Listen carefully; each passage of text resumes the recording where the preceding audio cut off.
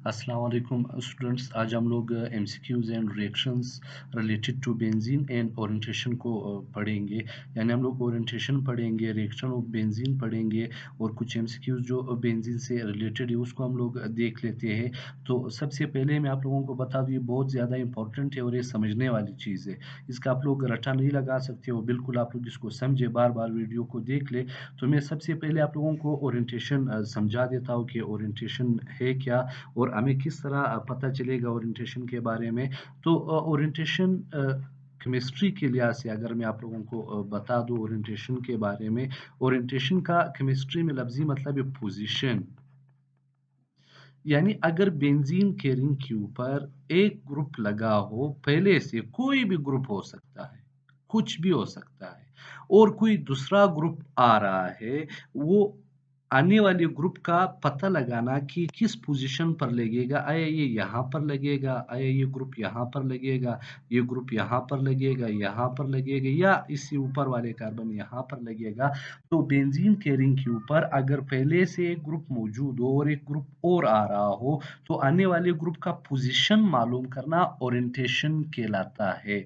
और आने वाला ग्रुप किधर लगेगा, इसका फैसला पहले से मौजूद ग्रुप ही करेगा कि इसने कहाँ पर लगना है।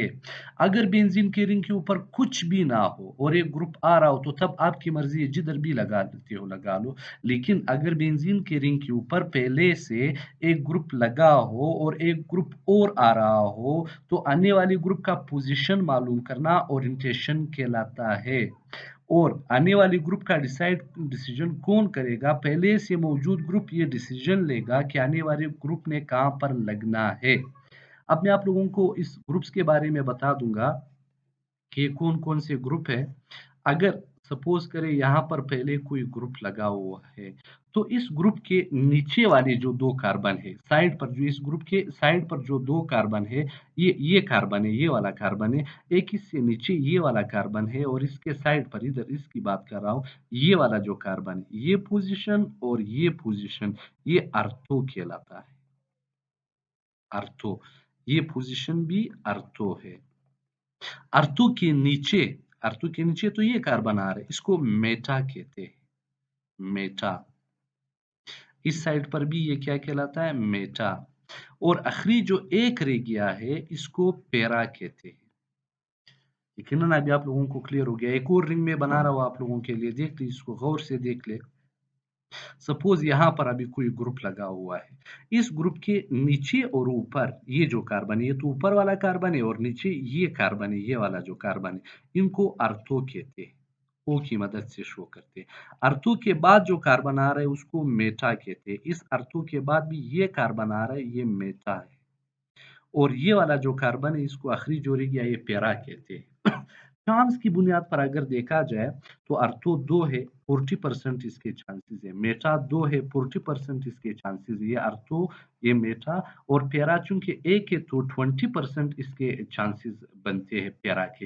लेकिन ये चांस की बुनियाद पर नहीं होता है। अगर आप लोग इसको गौर से देख ले, आप लोगों के इसके रिएक्शन सबका पता चलेगा कि इसके रिएक्शंस किस तरह होते हैं बेंजीन की, ये भी आप लोगों को पता चलेगा।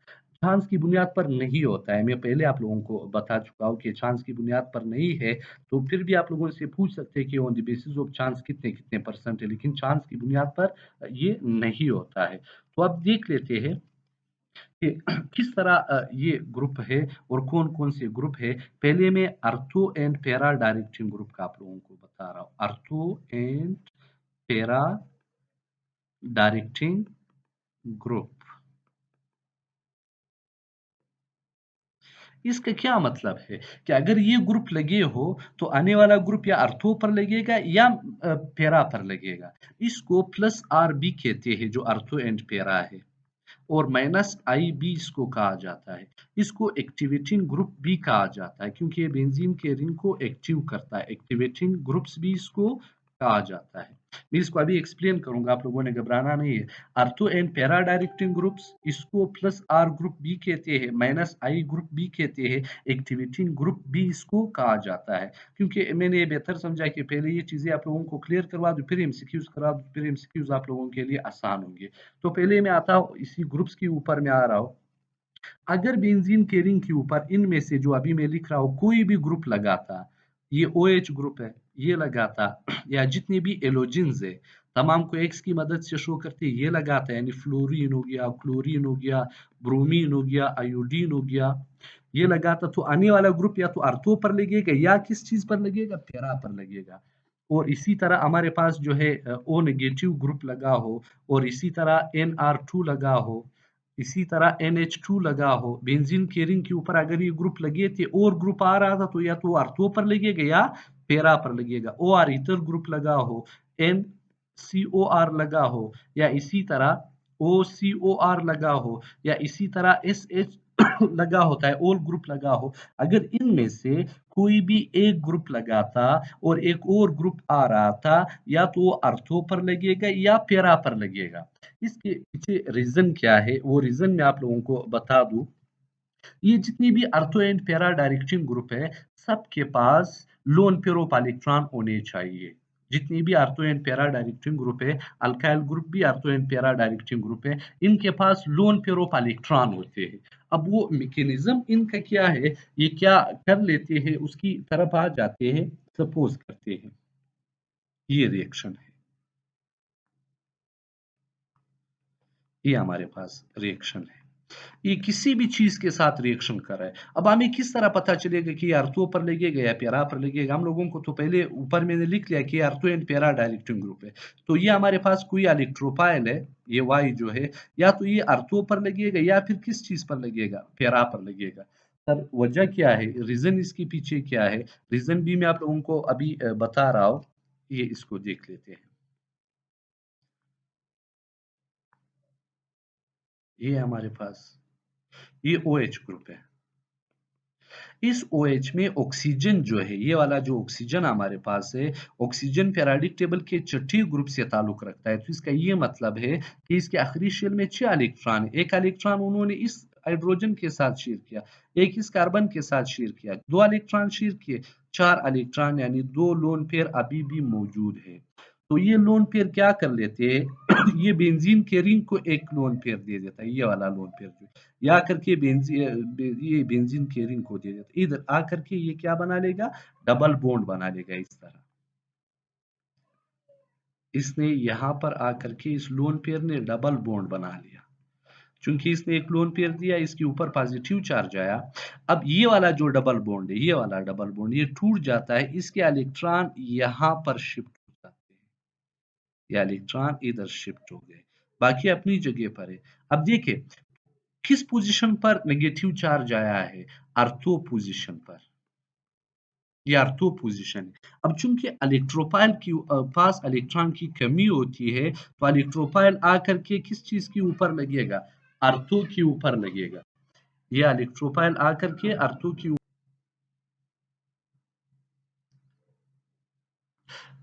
अच्छा तो आप लोगों ने देख लिया, वापिस इसको देख ले। ये OH ग्रुप लगा था, इसमें ऑक्सीजन के पास लोन पेयर ऑफ इलेक्ट्रॉन थे, इस लोन पेयर ने आकर के इधर डबल बॉन्ड बना लिए यहाँ पर, इस ऑक्सीजन के ऊपर पॉजिटिव चार्ज आया, ये जो डबल बॉन्ड है या इस ये टूट गया, इसके इलेक्ट्रॉन यहाँ पर शिफ्ट हो गए यहाँ पर, तो इधर नेगेटिव चार्ज आ गया।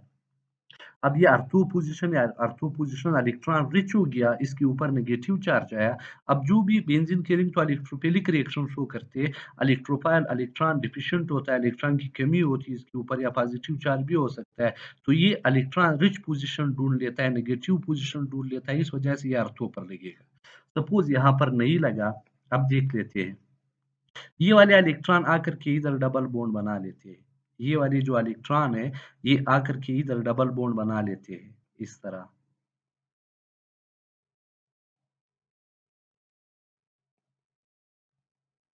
इसने यहाँ पर डबल बॉन्ड बना लिया। अब ये वाला जो डबल बॉन्ड है, ये वाला जो डबल बॉन्ड है ये टूट जाता है, इसके इलेक्ट्रॉन यहाँ पर, ये वाले जो डबल बॉन्ड है ये टूट जाता है, इसके इलेक्ट्रॉन इधर आ जाते हैं। अब इस पोजीशन पर नेगेटिव चार्ज आया, बाकी अपनी जगह पर है। अब कोई इलेक्ट्रोफाइल आ रहा है, बेंजीन के रिंग तो इलेक्ट्रोफिलिक रिएक्शन शो करते हैं, ये तो इलेक्ट्रोफाइल हमेशा इलेक्ट्रॉन रिच पोजीशन को ढूंढ लेते हैं जिसके ऊपर नेगेटिव चार्ज हो। अब यहाँ से अगर देख लेते हैं ये वाले इलेक्ट्रॉन यहाँ तक तो अर्थो और पैरा तो ठीक हो गया। अब आप लोगों ने देख लिया कि यहाँ पर अर्थो के ऊपर नेगेटिव चार्ज आ गया और फिर पैरा के ऊपर जो है ये नेगेटिव चार्ज आ गया, तो जो इलेक्ट्रोफाइल आ जाता है या तो अर्थों पर लगेगा या ही पैरा पर ही लगेगा। यहाँ तक आप लोगों को क्लियर हो गया? मैं वापिस से एक मरतबा इसको रिपीट कर रहा हूँ। ये हमारे पास बेंजीन का रिंग है, ये इसके ऊपर कोई अर्थो एंड पैरा डायरेक्टिंग ग्रुप लगा हुआ है, सपोज OH ग्रुप लगा हुआ है, इसमें ऑक्सीजन के पास लोन पेयर ऑफ इलेक्ट्रॉन होते हैं, ये लोन पेयर ऑफ इलेक्ट्रॉन आ करके इधर डबल बॉन्ड बना लेते हैं इस तरह। इसने यहाँ पर डबल बॉन्ड बना लिया। अब ये वाला जो डबल बॉन्ड है, ये वाला, ये डबल बॉन्ड टूट जाता है। ये डबल बॉन्ड टूट जाता है, इसके इलेक्ट्रॉन यहाँ पर शिफ्ट हो जाते हैं, ये इस पोजीशन पर। बाकी उसी तरह है। अब आप लोगों ने देख लिया अर्थों के ऊपर नेगेटिव चार्ज है तो इलेक्ट्रोफाइल हमेशा नेगेटिव चार्ज की तलाश में होते हैं, नेगेटिव के साथ लगेगा। सपोज यहाँ पर नहीं लगा, अब वो यहाँ पर आकर के ये वाला जो नेगेटिव चार्ज है ये यहाँ पर, ये वाली यहाँ पर आकर के डबल बॉन्ड बना लेते हैं कुछ इस तरह।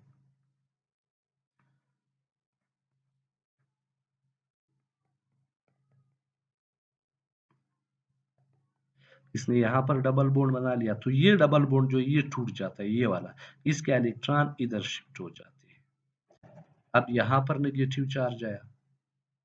अब आप लोग देख सकते हो जो अर्थो पोजीशन है, अर्थो इलेक्ट्रॉन रिच हो गया और पैरा इलेक्ट्रॉन रिच हो गया, तो इलेक्ट्रोफाइल को इलेक्ट्रॉन रिच पोजीशन की जरूरत है, वो आकर के इस पोजीशन पर लगेगा।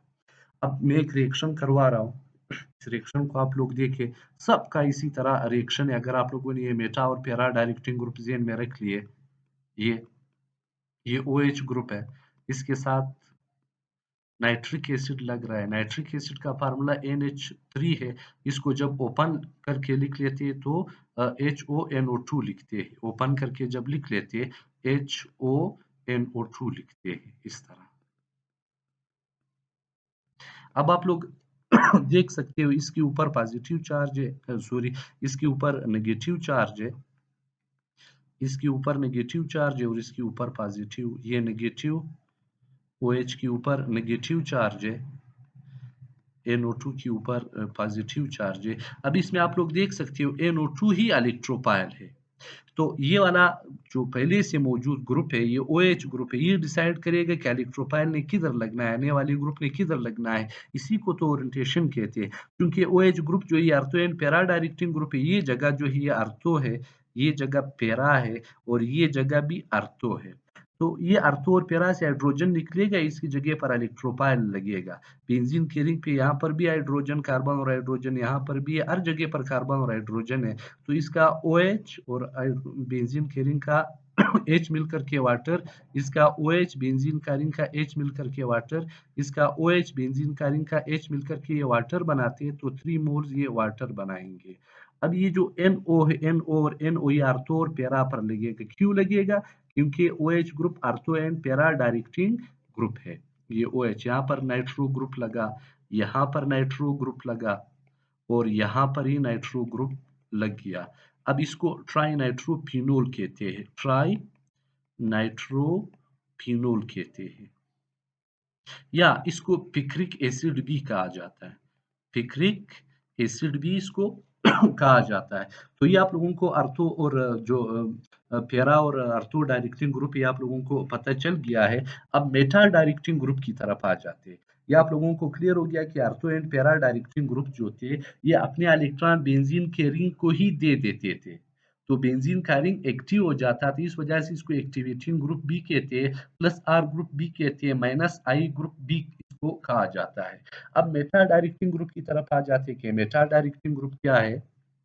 मेटा डायरेक्टिंग ग्रुप्स, या इसको माइनस R भी इसको कहा जाता है, प्लस I ग्रुप भी इसको कहते हैं और डीएक्टिवेटिंग ग्रुप भी इसको कहते हैं, जो मेटा वाले डीएक्टिवेटिंग ग्रुप्स। ये फिर क्या कर लेते हैं, ये बेंजीन के रिंग से इलेक्ट्रॉन अपनी तरफ खींच लेते हैं। किस पोजीशन से? सपोज ये मैं लगा रहा हूँ COOH जो है, ये मेटा डायरेक्टिंग ग्रुप है, ये बेंजीन के रिंग से इलेक्ट्रॉन अपनी तरफ खींचते हैं। किस पोजीशन से खींचते हैं, अर्थो से खींच लेते हैं और पैरा से खींच लेते हैं। पहले वाले तो दे देते थे, ये वाले जो है ये इलेक्ट्रॉन खींच लेते हैं। किस पोजीशन से खींच लेते हैं? अर्थो से खींच लेते हैं और पैरा से खींच लेते हैं। तो अब अर्थो और पैरा पर कौन-सा चार्ज आ जाएगा? पॉजिटिव चार्ज आ जाएगा। इलेक्ट्रोफाइल कभी भी इलेक्ट्रोफाइल के ऊपर भी पॉजिटिव चार्ज है। तो ये अर्थो पर आ गया, रिपल किया। ये देखिए अर्थो पर भी इस वक़्त पॉजिटिव चार्ज है, रिपल किया। इलेक्ट्रोफाइल पर भी पॉजिटिव चार्ज है, रिपल किया। इस वजह से मेटा पर कोई भी चार्ज नहीं है, तो ये मेटा पोज़ीशन पर लग सकता है। मैं फिर वापिस रिपीट कर रहा हूँ, ये जो मेटाल डायरेक्टिंग ग्रुप है, metal directing group deactivating group भी इसको कहा जाता है, क्योंकि ये बेंजीन के रिंग से इलेक्ट्रॉन अपनी तरफ खींच लेते हैं। किस पोजीशन से खींच लेते हैं? अर्थो और पैरा पोजीशन से खींच लेते हैं। तो जब इलेक्ट्रॉन अर्थो और पैरा से खींच गए, निकल गए, तो उसके ऊपर पॉजिटिव चार्ज आ जाता है। इलेक्ट्रोफाइल के ऊपर भी पॉजिटिव चार्ज है। अब इलेक्ट्रोफाइल अर्थो पोजीशन पर आ गया, उसके ऊपर पॉजिटिव चार्ज है, रिपल किया। पैरा पर आ गया, उसके ऊपर भी पॉजिटिव चार्ज है, इलेक्ट्रोफाइल के ऊपर भी पॉजिटिव चार्ज है, रिपल किया। मेटा पोजीशन पर चार्ज नहीं, इस वजह से मेटा पोजीशन पर लग सकता है। दूसरा रीजन इसका ये है कि अर्थो और पैरा के मुकाबले में इस वक्त मेटा के पास ज्यादा इलेक्ट्रॉन है, तो इलेक्ट्रोफाइल उस पोजीशन पर जाएगा जिसके पास ज्यादा इलेक्ट्रॉन हो। अब मैं एक रिएक्शन इसी का करवा रहा हूँ, आप लोग देखिए। आपको जब ये ग्रुप का पता चल जाए तो फिर खुद ब खुद रिएक्शंस का पता आप लोगों को चल सकता है। अब देखिए ये COOH ये नाइट्रिक एसिड के साथ रिएक्शन कर रहा है, HONO2। नाइट्रिक एसिड का फार्मूला HNO3 है। मैं इसको ओपन करके लिख रहा हूँ। अब यहाँ पर नेगेटिव, इधर पॉजिटिव, इधर नेगेटिव, ये पॉजिटिव। OH जो है ये इलेक्ट्रॉन रिच है और NO2 नाइट्रो ग्रुप इलेक्ट्रोफाइल है। अब ये किस पोजीशन पर आ जाएगा? ये मेटा पोजीशन पर आ जाएगा। मेटा एक ये है और एक ये है। यहाँ से हाइड्रोजन को रिमूव करेगा, सब्स्टिट्यूशन रिएक्शन है। ये एक ये मेटा हो गया, नाइट्रो ग्रुप यहाँ पर लगा और एक ये मेटा है, ये यहाँ पर लगा। बाकी 2 हाइड्रोजन निकल गए, 2 OH है, तो ये मिलकर के 2H2O बना लेते हैं। अब मेटाल डायरेक्टिंग ग्रुप जो है वो कौन-कौन से हैं मैं आप लोगों को वो भी बता दूँगा। Metal directing groups, metal directing groups ये एक तो NO2 है। अगर बेंजीन के ऊपर पहले Na2 लगा था और बाद में कोई ग्रुप आ रहा है तो किस पोजीशन पर लगेगा? मेटा पोजीशन पर लगेगा। NR3 है, SO3H है, सल्फोनिक ग्रुप जिसको कहा जाता है। CN है, ये मेटा डायरेक्टिंग ग्रुप है। CF3 है, ये मेटा डायरेक्टिंग ग्रुप है। इसी तरह COCl है, मेटा डायरेक्टिंग ग्रुप है। COOH मेटा डायरेक्टिंग ग्रुप है। COOR मेटा डायरेक्टिंग ग्रुप है। COR मेटा डायरेक्टिंग ग्रुप है। CHO मेटा डायरेक्टिंग ग्रुप है। ये तमाम हमारे पास मेटा डायरेक्टिंग ग्रुप है। आप लोगों ने इसको ज़हन में रखना है। अगर ये पहले बेंजीन के रिंग के ऊपर लगे थे और एक कोई और ग्रुप आ रहा था, तो वो मेटा पोजीशन पर ही लगेगा। एक तो ये चीज़ मैंने आप लोगों को बता दी, ये बहुत ज़्यादा इम्पोर्टेंट है, ज़हन में रखना है। अब दूसरा चीज़ जो मैं आप लोगों को बता रहा हूँ वो है रेजोनेंस, कि बेंजीन की रेजोनेंस एनर्जी कितनी है और रेजोनेंस है खुद क्या? तो रेजोनेंस को देख लेते हैं। रेजोनेंस एनर्जी ये भी कभी-कभार पूछ लेते हैं, कई पेपर में आ चुके हैं ये प्रीवियस जो पेपर है, रेजोनेंस एनर्जी। इसको भी गौर से देखना है, इसको जब आप लोग सही तरह देख लेंगे तभी आप लोगों को समझ आ जाएगा कि रेजोनेंस एनर्जी क्या है। इस रेजोनेंस एनर्जी को समझने से पहले मैं आप लोगों को हाइड्रोजनेशन एनर्जी बता देता हूँ, ठीक? हाइड्रोजनेशन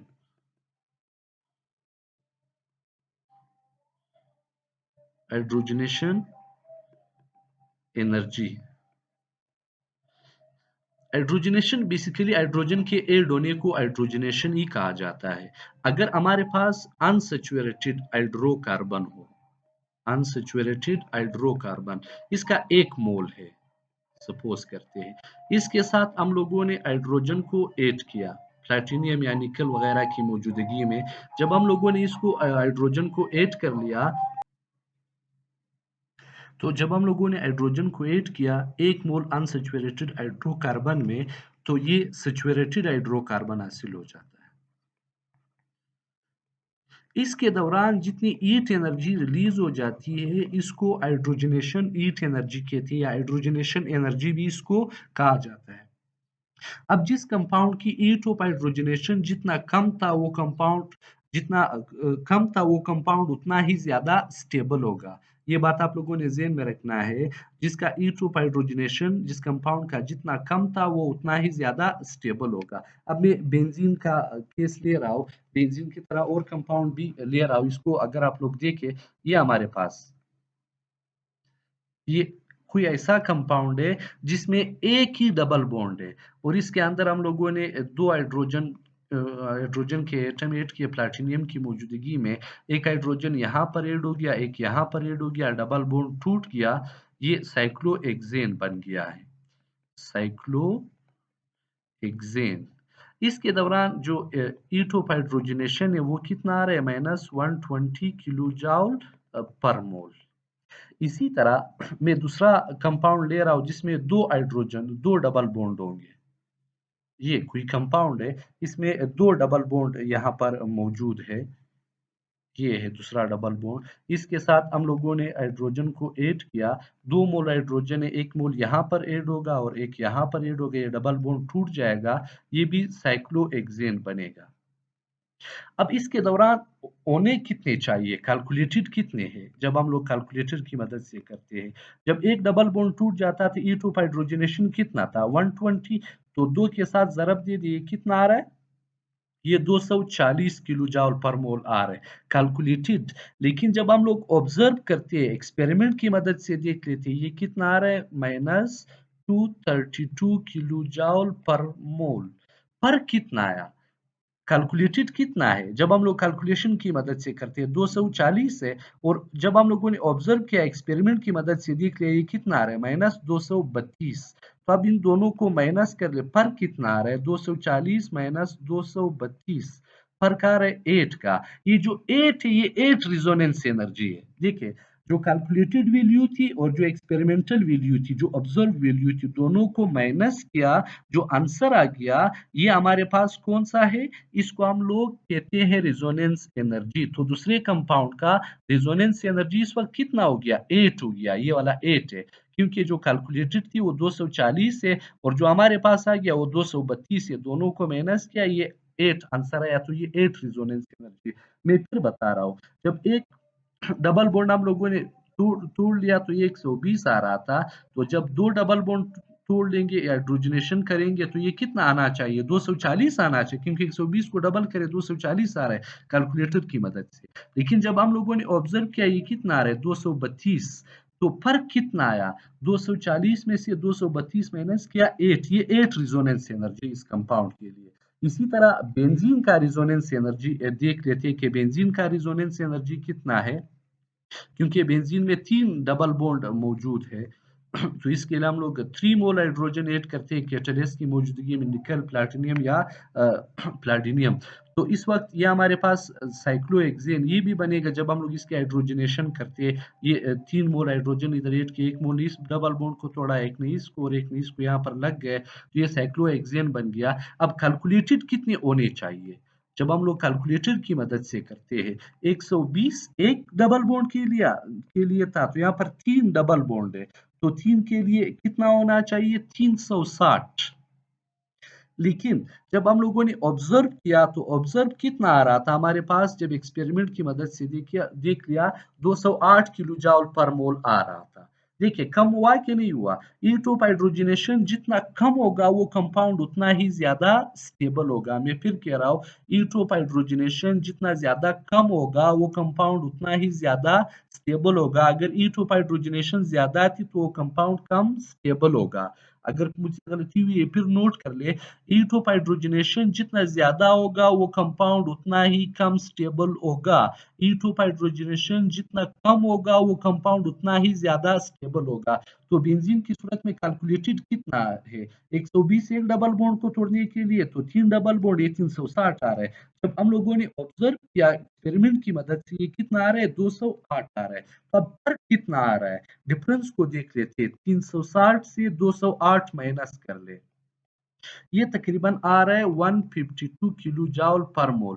तो बेंजीन का रिजोनेंस एनर्जी कितना है, 152 किलो जूल पर मोल है। रिजोनेंस एनर्जी का डिफिनेशन ये है कि जो कैलकुलेटेड एनर्जी है और जो ऑब्जर्व एनर्जी है, दोनों को आपने माइनस करना है, जो आंसर आ जाता है उसको रिजोनेंस एनर्जी कहते हैं। रिजोनेंस एनर्जी जिसका जितना ज्यादा था, मैं हाइड्रोजनेशन एनर्जी की बात नहीं कर रहा हूँ, इस वक्त मैं बात कर रहा हूँ रिजोनेंस एनर्जी की, जो इस वक्त बेंजीन का आया 152।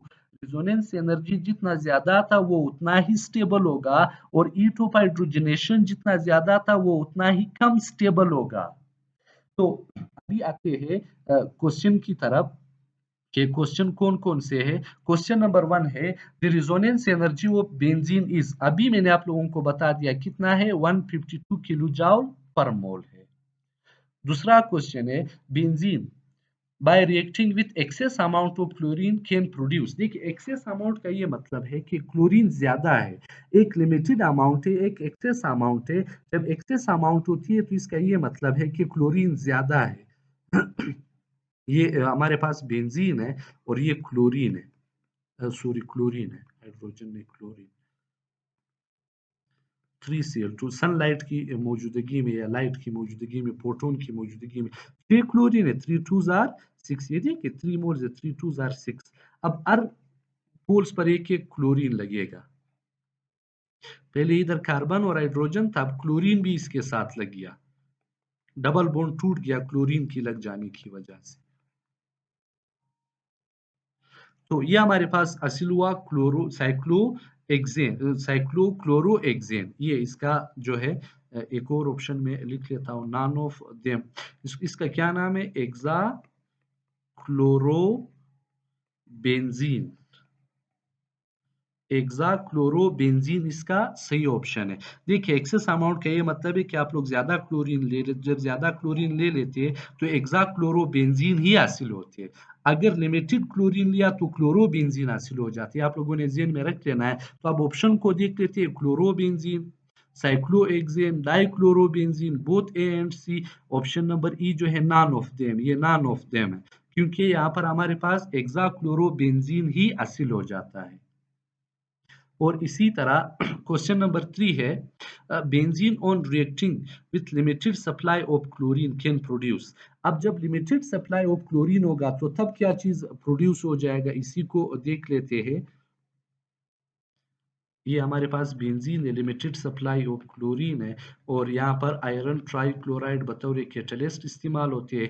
यहाँ पर दो क्लोरीन है, Cl2 का ये मतलब है कि यहाँ पर दो क्लोरीन है। चूंकि बेंजीन की रिंग के ऊपर इस वक्त कोई भी चीज नहीं लगा है तो आपकी मर्जी है, जिधर भी लगाना है क्लोरीन को लगा दे। अगर कोई चीज से फिर अपनी मर्जी नहीं चलेगी, फिर वही आर्थो मेटा और पैरा वाला प्रोसेस आ जाता है।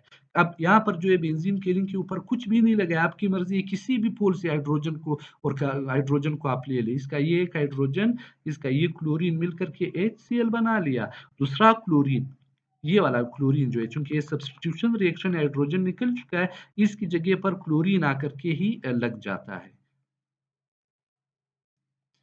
ये क्लोरोबेंजीन हमारे पास हासिल हो गया, जो कि हमारा ऑप्शन ए है क्लोरोबेंजीन, बी है साइक्लोएक्सेन, डाइक्लोरोएक्सेन, बोथ ए एंड सी। हमारा इस वक्त जो ऑप्शन है वो ऑप्शन ए है। क्या चीज बन गया, क्लोरोबेंजीन बन गया। इसी तरह क्वेश्चन नंबर 4 है benzene can be prepared from Grignard reason, ethyne, cyclohexane, all of them. तो बेंजीन इन तमाम से हासिल हो सकता है, ग्रिग्नार्ड रीजन से भी हासिल हो सकता है, इथाइन से भी हासिल हो सकता है, साइक्लोहेक्सेन से भी हासिल हो सकता है। किस तरह हासिल हो जाता है जरा आप लोग देखें। सबसे पहली बात तो ये कि ग्रिग्नार्ड रीजेंट में आर की जगह पर, ग्रिग्नार्ड रीजेंट तो हम लोग इस तरह लिख देते हैं ना, RMgX, तो इसकी जगह पर फिनाइल भी आ सकता है, C6H5MgX।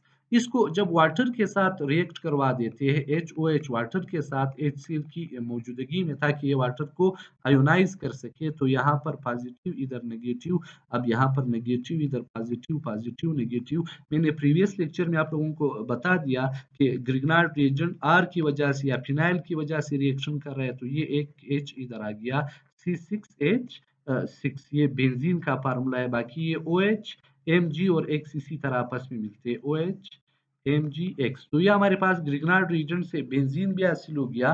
दूसरा उन्होंने इथाइन का ऑप्शन दिया है, ये CH triple bond CH catalyst की मौजूदगी में ये इस वक्त 3 है यहाँ पर, तो इसका ये मतलब है 3 1s आर 3 3 कार्बन ये और 3 1s आर 3 3 कार्बन ये है। तो ये कितने कार्बन हो गए? 6 कार्बन हो गए। और हाइड्रोजन कितने? 3 1s are 3 3 1s are 3, hydrogen भी 6 है, तो C6H6।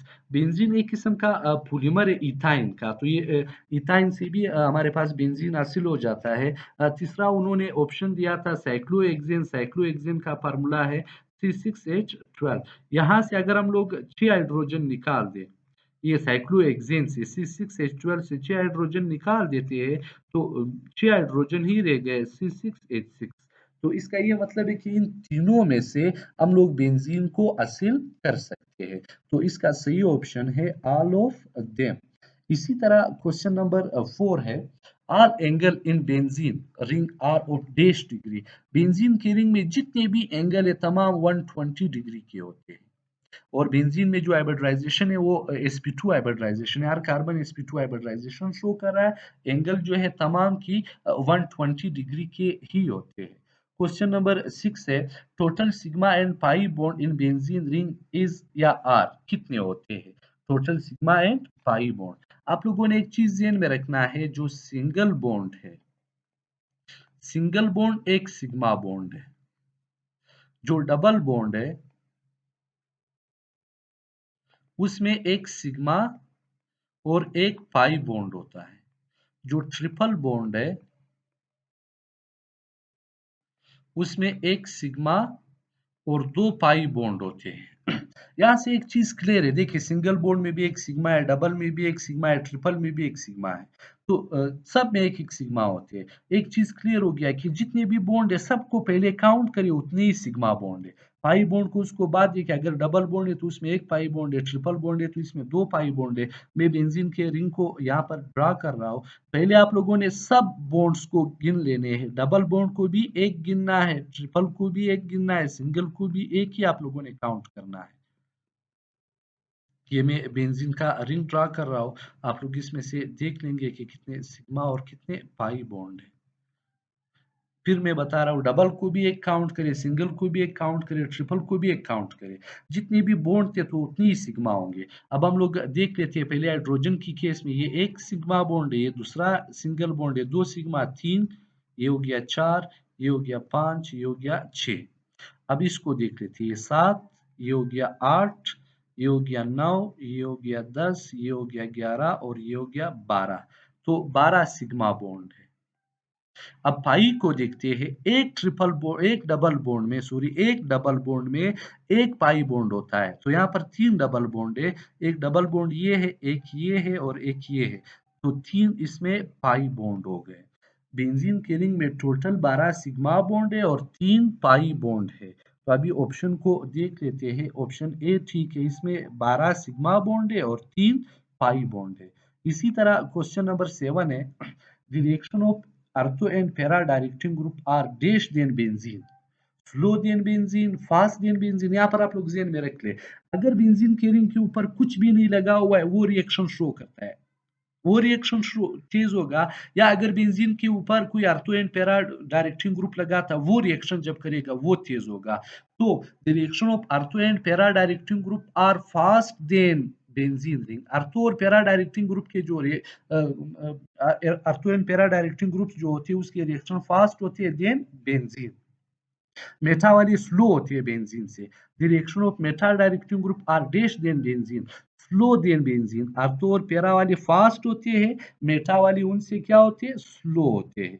इसी तरह क्वेश्चन नंबर 9 है, ortho and para directing group are also known as dash group.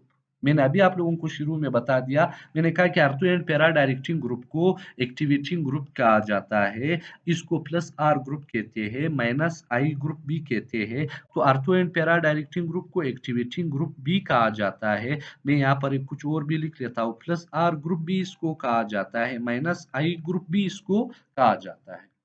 और जो मेटा वाले हैं, मेटा वालों को डीएक्टिवेटिंग ग्रुप कहते हैं, माइनस आर कहते हैं और प्लस आई कहते हैं। Meta directing group are also known as dash groups, deactivating group.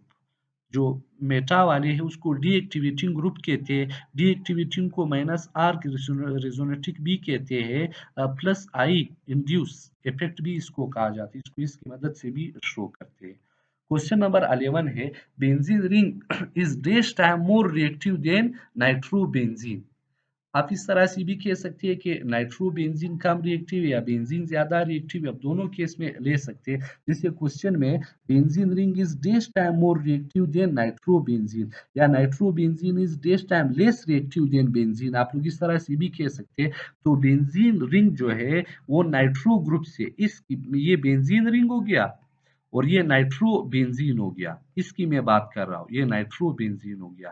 तो ये जो नाइट्रोबेंजीन है ये 10 मिलियन टाइम कम रिएक्टिव है बेंजीन से, या बेंजीन 10 मिलियन टाइम्स जो है ये ज्यादा रिएक्टिव है नाइट्रो ग्रुप से। तो ये ऑप्शन ठीक है, benzene ring is 10 million times more reactive than nitrobenzene.